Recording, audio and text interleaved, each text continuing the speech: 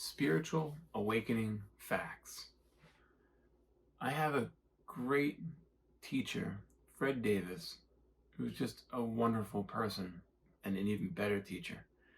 He is like a sledgehammer, right? When there's a shell around you, trying to understand this topic, there is a shell, and he is the sledgehammer to break you out of that shell, or the misunderstanding or the misconception of reality or the self, right? So he is that sledgehammer. So with Fred Davis, this topic is so powerful because he allowed me to understand very directly what it means to know the true self, right? And that was critical when I met Fred. It was just it was just an intense experience because I was looking for these spiritual awakening facts, or trying to find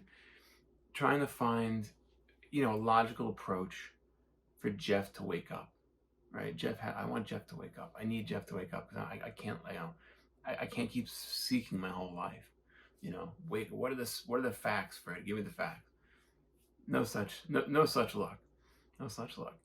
Instead, I was greeted with um, a visual from Fred. He said so many embark on the journey up the mountain, right? And this, visualize a mountain, and that's their spiritual journey. And so many, quote unquote, die on the path, right? Because they're just stuck. They're just continually seeking, and they're fighting, and trying to get up this very tumultuous mountain, right? And I think that's how I visualize it, at least. And what ended up happening is, after he went ahead and said this many times about the mountain, I pictured there being an elevator shaft, right? It's a working button to get up the mountain. And Fred is that elevator, or at least gives you the code to the elevator.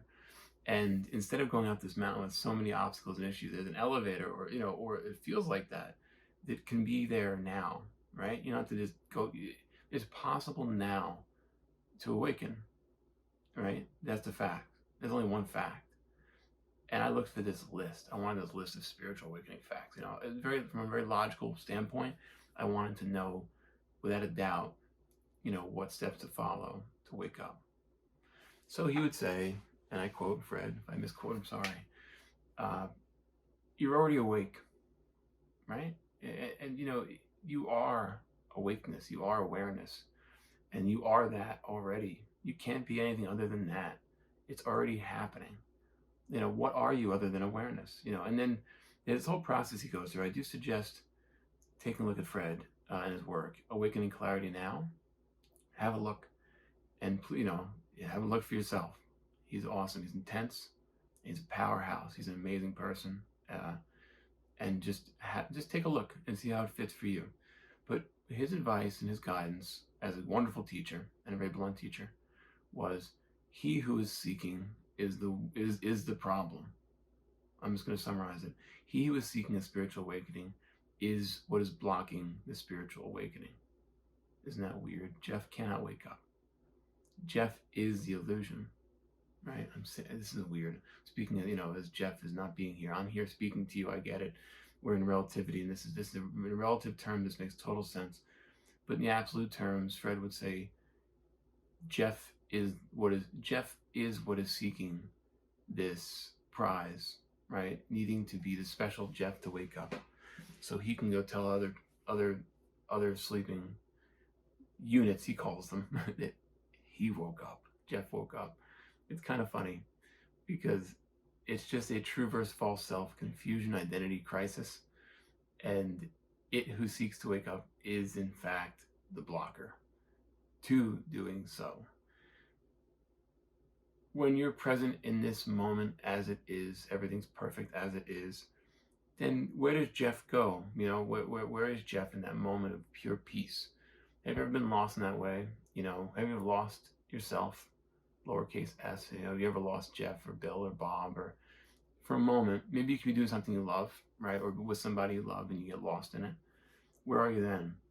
Where's Jeff? And this is something I deduced from Fred's teachings, that when you're in the zone, That, how is that not an awake spiritual, being a spiritually awakened, right? Or fully awake. You are fully present in that moment. And it's hard to even know where Jeff is in that moment because Jeff's not the one acting, right? He stepped aside. Jeff's moved aside. Now he's somewhere else. He's nowhere. It's a story has set itself aside, and all of a sudden, you're awake. And isn't that awakening? And you've all, I mean, I don't know if you've all experienced this, but try to remember or try to think of what you do. You just fall, you're just in love with doing, right? And that is being fully awake because he who is trying to control has stepped aside and now you're in the flow, right? And in this flow, you're awake, fully awake and present and aware. You are awareness. And awareness is acting through the body to execute this task, right? The body being the machine, awareness operating through the body. Body does the thing perfectly in a way that Jeff, the personality, couldn't even imagine executing. This happens so much over here. And even when I do these talks, I know, I now know for certain when it's going smoothly, Jeff's out of the way. And that's wonderful. That's such a wonderful gift. And Fred taught me that. And it's been fortified by other teachers. And I speak to you as Jeff. Jeff, that's who's speaking at you, to you. But it's more than that, right? And that's being lost. And that's not a bad thing. All right. So the facts of spiritual awakening, there's only one. You're already awake. Because you know how we know that? Because you're here listening, aware. You're awake to what I'm saying to you right now. How could that be the case if you were asleep? I mean, think about it. Or don't. Maybe don't. And might even work out better. So once again, thank you as always for joining me. I love you all and have a wonderful day. Bye for now.